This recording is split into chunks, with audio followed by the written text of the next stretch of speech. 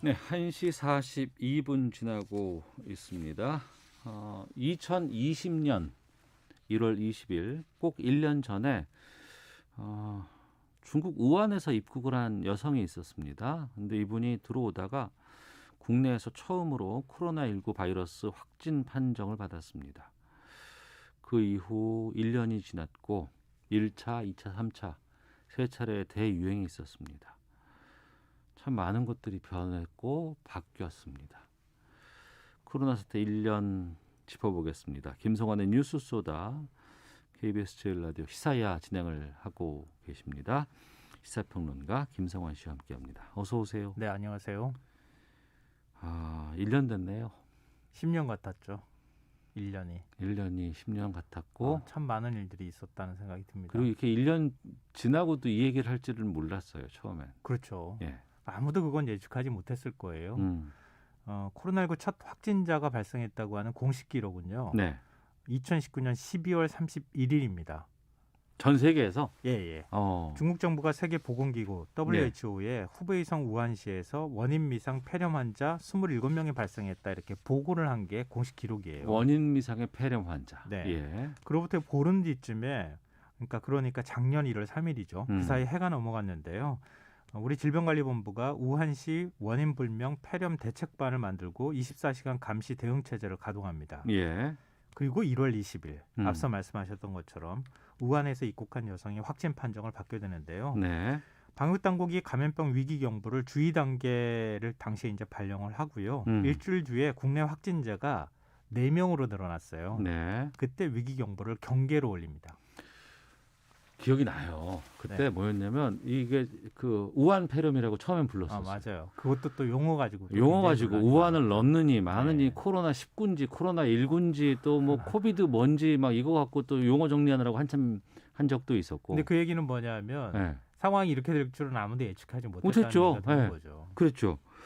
그리고 이렇게까지 오래 갈 거라고는 아무도 생각 못 했잖아요. 맞아요. 그러니까 2월 중순까지는 큰 무리 없이 상황이 통제가 됐어요. 네. 한 달 동안 확진자를 다 합쳐봐야 30명 정도에 불과했거든요. 근데 그러던 2월 18일이었습니다. 네. 해외여행을 다녀온 적이 없는 대구의 60대 여성이 확진이 됐는데요. 네네. 이게 바로 1차 유행의 시작이었습니다. 이분이 몇 번 환자래더라. 뭐 그때 막 한참 그랬었잖아요. 예. 네. 신천지 대구교회를 수차례 방문한 사실이 역학조사 과정에서 뒤늦게 확인이 됐고요. 예. 나흘 뒤인 2월 22일 신규 확진자가 세 자릿수인 190명까지 늘어나게 되고 29일에는 환자가 거의 뭐 폭증하다시피 했는데요. 예. 이거는 그냥 환자가 와가지고 자발적으로 내가 몸이 이상합니다. 이렇게 해서 검사를 받은 게 아니라 억지로 가가지고 찾아서 검사를 했거든요.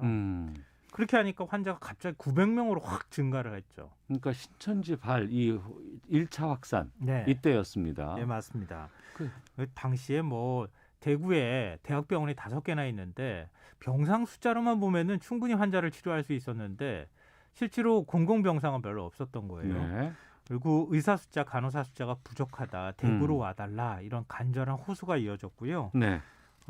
이 지금 의사 1,790명, 간호인력 1,563명, 임상병의사를 포함한 기타 의료 인력이 466명. 네. 그래서 보건복지부 공식 집계에 따르면은 총 3,119명이 대구로 가서 의료 봉사활동을 했다고 합니다. 네. 그래서 1차 대유행은 5월 초 대구 경북에서 환자가 한 명도 발생하지 않을 때까지 5월 초? 두 달여가량 계속이 됐습니다. 이때 대구에서 다 치료할 수 없는 부분들은 또 광주라든가 이쪽에서 다른 맞아요. 지역에서도 또 환자를 받아서 치료해주고 또 돌아가고 이랬던 것 기억이 나네요. 새록새록 기억이 많이 나실 거예요. 예, 그리고 대구가 많은 타 지역에서 대구 경북 쪽을 좀 집중해서 갔던 적이 있었고 대구 분들 너무 힘드셨고 그것 때문에 그래서 또 많은 또 자원봉사자들이 내려가서 또 응원도 하고 그 기억도 납니다. 네, 맞습니다. 근데 그리고 나서 5월에 대구가 잡혔으니까 다 괜찮겠다. 그리고 이제 우리 나름대로 좀 이제는 좀 풀어보자라고 했다가 이태원발 클럽. 봉우리라고 하는 노래가 있잖아요. 예. 봉우리 하나 넘어가면 또 다른 봉우리가 있고 다 넘었다 생각하면 또 봉우리가 있고 그런 상황하고 비슷했던 것 같아요. 신천지발 집단 감염만 잡으면은 괜찮겠지 네. 이렇게 생각을 했는데 그때 마침 5월에 부처님 오신 날 또 어린이날까지 연휴가 계속 이어졌잖아요. 그렇죠. 5월 연휴. 예. 예. 그렇게 안도하던 5월 7일 20대 음. 남성이 코로나19 확진 판정을 받았는데 이 남성이 연휴 기간 동안에 서울, 용인 등 수도권과 강원도 곳곳을 돌아다닌 사실이 드러났고요. 네. 이게 이태원 클럽발 집단 감염의 시작이었습니다. 음. 전국 65개 시군구에서 총 277명의 확진자가 발생을 했고요. 여기서 멈추지 않고 이 고리가 계속 이렇게 끊어지지 않고 이어졌어요. 네. 이때부터 이제 새로운 현상들이 나타나기 시작한 건데요. 부천 쿠팡 물류센터, 물류센터. 예. 네, 그리고 방문 판매업체 리치웨이발 집단 감염이 계속 끊이지 않고 발생하면서 여름까지 계속됐습니다. 그러다가 그리고 하루 확진자가 한 20에서 40명 사이를 오가는 정도가 됐으니까. 예, 또 이제 진정됐다. 네, 그렇죠. 예. 광복절 연휴 뭐 이럴 때. 예. 근데 8월 중순 무렵에 사랑제일교회 신도가 확진 판정을 받으면서 상황이 급변하기 시작했고요. 전국 각지의 교회를 중심으로 확진자가 급증하는 상황에서 방역당국이 제발 광화문에서 집회하지 말아달라고 했는데 네. 사랑제일교회 정광원 목사가 집회를 주도를 했고 이게 바로 2차 대유행의 시작이었습니다. 네. 8월 27일 하루에만 확진자가 441명이 나왔고요. 그 여파가 계속 9월까지 이어지기 시작을 했습니다. 예. 그랬다가 이제 11월부터 3차가 또 터진 거 아니겠어요? 맞습니다. 지금 이제 그 여파가 계속되고 있다고 봐야 되는데요. 이 단풍 시즌을 맞아서 단풍 방역이라는 말이 나오기도 했었잖아요. 네. 단풍 시즌이지만 가급적이면 단풍 뭐 보러 가시지 말아 주십시오. 추석 때도 고향 가지 마십시다 네, 했었어요. 맞아요. 그렇게까지 하면서 그 고비를 잘 넘겼다고 생각했는데 방역 당국이 마침 또 겨울을 맞아서 이 코로나 바이러스하고 독감하고 같이 만약에 한꺼번에 같이 발생하면 안 된다. 네네. 독감 백신도 다 네, 맞아요. 전 국민 맞자고 하고 막 그랬었잖아요. 근데 겨울이 되면 환자가 급증할 것이라고 하는 예측이 11월 3일부터 맞아떨어지기 시작했어요. 네. 신규 확진자가 191명으로 눈에 띄게 증가했고요. 18일에는 313명, 그리고 12월 25일에는 요양병원하고 교정시설 이런 집단 감염이 계속 일어나면서 1241명으로 이게 이제 정점을 찍은 거예요. 1241명이 지금까지 최고 수치였었어요. 네. 이 정점을 찍고 서서히 방역 당국이 얘기하는 것처럼 지금 방역 조치가 강화되면서 완만하게 확진자가 줄어들기 시작해서 오늘 0시 기준으로 404명.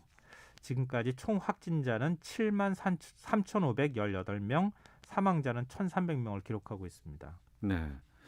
돌아보니까 참 위태위태할 때도 많았고 근데 맞아요. 그럴 때마다 또 우리 국민들 대단합니다. 정말. 이걸 네. 또 통제가 되도록 바꿔놓으시네요. 이게 우리가 지금 왜 우리 상황이 이렇게 나빠졌지 이렇게 생각하시겠지만 해외 사회를 보면 또 어마어마해요. 오늘 제가 지금 방금 전에 들어오기 전에 확인했더니요. 네. 해외 확진자 수가 9,600만 명이고요. 1억 명 곧 돌파할 거라고요. 네, 네. 그리고 사망자가 205만 명이라고 합니다. 205만 명 사망자가 나왔는데 우린 1,300명. 물론 1,300명도 적은 숫자는 아니지만 네. 정말 힘든 고비들을 국민이 단합해서 국민의 노력으로 잘 넘겨왔다. 우린 좀 뿌듯해도 된다고 생각합니다. 그리고 우리 생활이 참 많이 바뀌었던 게 전쟁 때도 열었다는 학교를 개학을 3번인가 연기했었잖아요. 뭐 개학이라는 게 의미가 없어졌어요. 방학이라는 것도 의미가 없어졌고요. 예. 이 코로나가 바꾼 일상에서 가장 큰 변화가 보육과 교육의 문제였습니다. 네.